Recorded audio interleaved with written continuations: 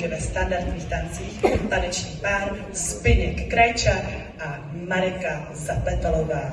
Jednou je hůř, jednou je líp.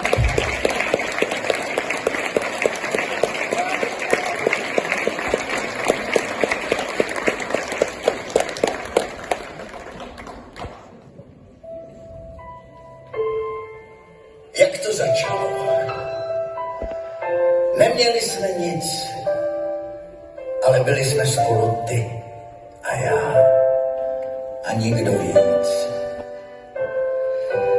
A ty se ptala, co bude dál, co podniknout, co ne.